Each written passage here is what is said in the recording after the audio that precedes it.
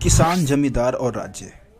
12th class history का chapter number है 8 और इस चैप्टर का समय काल है 16वीं से 17वीं सदी, जो कि कृषि समाज को दर्शाता है। मुगल काल में जो कृषि समाज है उसके बारे में हम इस चैप्टर में समझने वाले हैं। देखिए, मैं आपको बता देना चाहूँगा कि 16वीं 17वीं सदी में लगभग 85% जो लोग थे वो गांव में रहते थे और गांव में सबसे ज़्यादा लोग क्या काम करते थे? खेती करते थे। अब जाहिर सी बात है कि खेती होगा तो मुगल राज्य को जो सबसे ज़्यादा आमदनी होती थी वो खेती के थ्रू ही हुआ करती थी, खेती के जरिए ही होती थी। और इसके लिए उन्होंने राजस्व वसूलने वाले, हिसाब रखने वाले, है ना, ग्रामीण समाजों पर काबू रखने वाले बहुत सारे अधिकारियों को नियुक्ति की थी। ऐसे लोगों की नियुक्ति की थी जो ग्रामीण समाज पे क्या करते थे?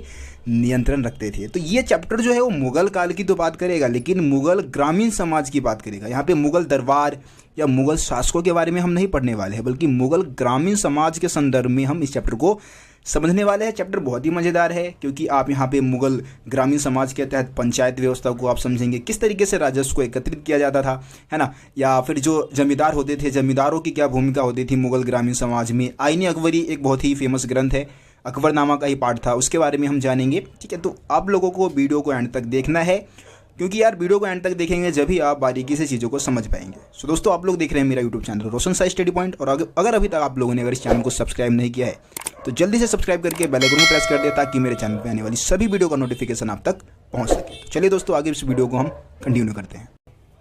सो दोस्तों, सबसे पहले हम स्टार्ट करेंगे कि मुगल ग्रामीण समाज के बारे में अपने को जानकारी प्राप्त करने के कौन से स्रोत मौजूद है, मतलब ऐसे कौन से स्रोत है जिससे कि हम मुगल ग्रामीण समाज के बारे में जान सकते हैं। तो देखिए, मुगल ग्रामीण समाज के बारे में जानकारी प्राप्त करने का जो सबसे मेन स्रोत है वो है आईन अकबरी। ठीक है, आईन अकबरी का लेखक जो है अबुल फजल को माना जाता है। ठीक है, अबुल फजल जो था वो अकबर का दरबारी इतिहासकार था, उसने आईन अकबरी की रचना की थी। इसमें हमें खेतों की जुताई के बारे में, राजस्व किस तरीके से एकत्रित किया जाता था, जमींदारों और किसानों के बीच में संबंध कैसे थे, ये सारी चीज़ें हमें आईन अकबरी से पता चलता है। बाकी आईन अकबरी के बारे में आपके इस चैप्टर के एंड में एक प्रॉपर एक टॉपिक दे रखा है, तो वहाँ पे भी हम इसको समझने वाले हैं। ठीक है, बाकी मुगल शासकों के बारे में, मुगल जो दरबार है उसके बारे में जो हमारा जो चैप्टर है वो चैप्टर नंबर 9 है। चैप्टर नंबर 9 के ऊपर पहले ही वीडियो अपलोड कर चुका हूँ मैं। ठीक है, तो प्लेलिस्ट में मैं सारी वीडियो डाल दूंगा, तो आप वहाँ से जाके सभी वीडियो को देख लेंगे।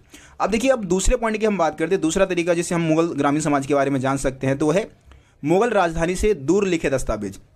यानी कि जो मुगलों की राजधानी थी, ज़्यादातर दिल्ली हो गया, आगरा हो गया, है ना, लाहौर जैसे जगह को उन्होंने राजधानी बना रखी थी।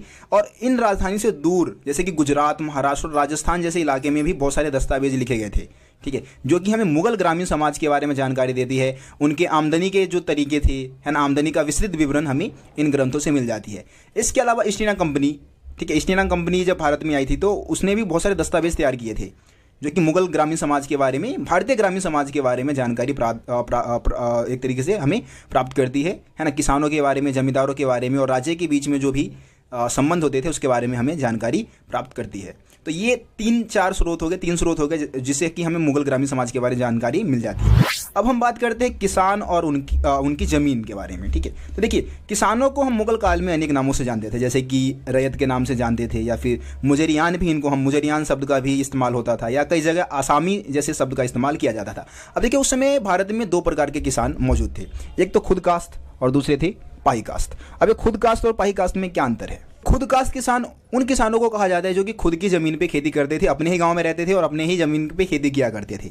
दूसरे पाई कास्ट यानी कि जो किसी दूसरे गांव में गए या फिर कहीं और जाके दूसरे की ज़मीन पे जाके क्या कर रहे हैं? खेती कर रहे हैं। तो पाई कास्ट मतलब वो किसान बन जाते थे जिनको कोई मतलब किसी ज़मीन पे काम करने के बेहतर शर्त मिल रहे हैं, मतलब अच्छा प्रॉफिट मिल रहा है, तो कोई भी जो किसान था वो पाई कास्ट बन जाया करता था। अब हम बात करते हैं कि यार मुगल काल में किसानों की स्थिति कैसी थी। किसानों की स्थिति के बारे में हम बात करें तो थोड़ा सा आपको दयनीय स्थिति लगेगी उनको, क्योंकि मुगल काल में मतलब उत्तर भारत के बहुत सारे किसानों के पास शायद ही कभी एक तरीके से 1 जोड़ी बैल और 2 हल से ज़्यादा होता था, मतलब इससे भी कम बहुत सारे किसानों के पास ये भी नहीं हुआ करता था। ठीक है, इसके अलावा गुजरात में जिन किसानों के पास 6 एकड़ के करीब जब अगर ज़मीन होती थी तो समृद्ध माना जाता था, मतलब 6 एकड़ ज़मीन है तो समृद्ध माना जाएगा। दूसरी तरफ अगर हम बंगाल की बात करें तो बंगाल में औसतन किसानों की जो ज़मीन की ऊपरी सीमा थी वो 5 एकड़ थी, मतलब 5 एकड़ तक ज़मीन होते थे। और 10 एकड़ ज़मीन वाला जो मतलब एक तरीके से आसमी यानी कि जो किसान होता था उसको अमीर माना जाता था, जिसके पास 10 एकड़ ज़मीन है वो बहुत ज़्यादा अमीर माना जाएगा। ठीक है, और किसान लोग क्या करते थे? अपनी ज़मीन की पहचान के लिए मतलब ईंट गाड़ दिया ज़मीन में या फिर कांटे से उसको क्या करते थे? निशान बना के पहचान बना के रखते थे ताकि उनको पता चल जाए कि ये ज़मीन किसकी है। ठीक है, तो ये सारी अब किसानों की स्थिति वाले पॉइंट्स भी आप लिख सकते हैं। अब हम बात कर लेते हैं सिंचाई और तकनीक की बात कर लेते हैं कि खेतों की सिंचाई वगैरह की कैसे की जाती थी और खेती करने के लिए कौन सी तकनीक का इस्तेमाल होता था। तो इसमें सबसे पहले हम बात कर लेते हैं कि मुगल काल में खेती का विस्तार लगातार हो रहा था, क्योंकि उस समय वहाँ पे ज़मीन की बहुतायत थी, मतलब बहुत ज़्यादा मात्रा में ज़मीन था, मजदूरों की मौजूदगी भी थी और किसान बहुत ज़्यादा मेहनती थे। इस कारण लगातार मुगल काल में क्या हो रहा था, खेती का विस्तार हो रहा था। और मुगल काल में अनेक प्रकार के फसल उगाए जाते थे, जैसे कि चावल, गेहूँ, बाजरा।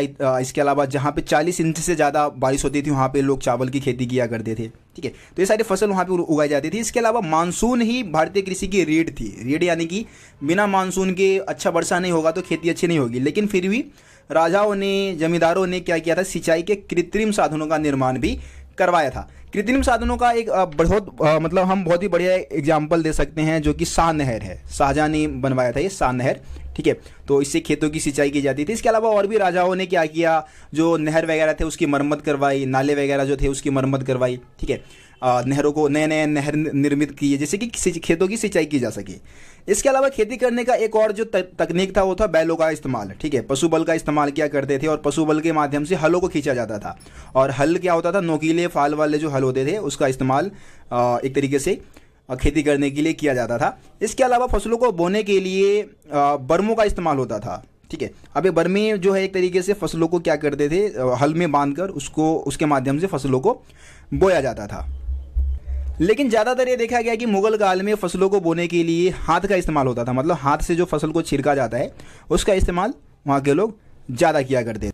दोस्तों, हमारा जो अगला टॉपिक है वो 1.4 है, फसलों की भरमार, जिसमें हम बात करने वाले हैं मुगल ग्रामीण समाज में कौन सी फसलों का उत्पादन होता था और क्या फसल केवल पेट भरने के लिए उगाया जाता था या व्यापार के लिए भी उगाया जाता था। तो आगे आपको इस क्वेश्चन का आंसर मिल जाएगा। देखिए, मुगल काल में वैसे फसल दो मौसम के 2 चक्रों में उगाया जाता था। एक तो आपका खरीफ हो गया, खरीफ जो कि पतझड़ का मौसम माना जाता है, और दूसरा है रबी यानी कि बसंत में, है ना। और अगर हम सूखे और बंजर इलाके को छोड़ दें तो मतलब जितनी भी ज़मीनें हैं उस पर ज़्यादातर वर्ष में 2 फसलें उगाई जाती थी। और जहाँ पे बारिश अधिक हो रही है, मतलब बारिश ज़्यादा होती थी और सिंचाई के साधन मौजूद थे, वहाँ पे साल में 3 फसल भी उगाई जाती थी। और अगर हम पैदावारी की बात करें तो पैदावारी में बहुत ज़्यादा विविधताएँ वहाँ पर देखने को मिलती है। विविधताएं मतलब अलग अलग प्रकार के फसलें वहाँ पे उगाई जाती थी। जैसे कि हम जो आईनी अकबरी है उसे हमें ये पता लगता है कि मुगल साम्राज्य का जो आगरा प्रांत था, आगरा प्रांत में 39 किस्म की फसलें उगाई जाती थी। ठीक है, जबकि दिल्ली में 43 फसलों की पैदावारी होती थी। बंगाल में सिर्फ चावल के ही 50 किस्मों की पैदावारी होती थी, लगा लो। तो काफ़ी ज़्यादा विविधताएं फसलों के उत्पादन में थी। अब ऐसा नहीं है कि फसल केवल पेट भरने के लिए उगाया जाता था, बल्कि व्यापार के लिए भी फसलों का उत्पादन होता था। इसका सबसे बढ़िया एग्जाम्पल है जिनसे कामिल जैसे शब्द हमारे को मिलते हैं। जिनसे कामिल का मतलब है सर्वोत्तम फसलें, है ना। या फिर इसको हम व्यापारिक फसलें कह सकते हैं, जिसमें आपका गन्ना हो गया, कपास हो गया, ये शामिल थे। जिनसे कामिल का सबसे बढ़िया एग्जाम्पल है गन्ना और कपास, जो कि क्या थे, ऐसे फसल थे जो कि मुगल साम्राज्य को ज़्यादा टैक्स प्रोवाइड करा, मतलब टैक्स ज़्यादा वसूला जा सकता था। इन फसलों से ज़्यादा राजस्व की उगाही की जा सकती थी, ज़्यादा प्रॉफिट कमाया जा सकता था। तो इस कारण भी राजा महाराजा जो जिनसे कामिल जैसे जो फसल थे उनके उत्पादन पे जोर दिया करते थे। तो जिनसे कामिल का बढ़िया एग्जाम्पल गन्ना, कपास, तिलहन, जैसे कि सरसों हो गया आपका, है ना, दलहन, ऐसे फसलों का एग्जाम्पल आप दे सकते हैं।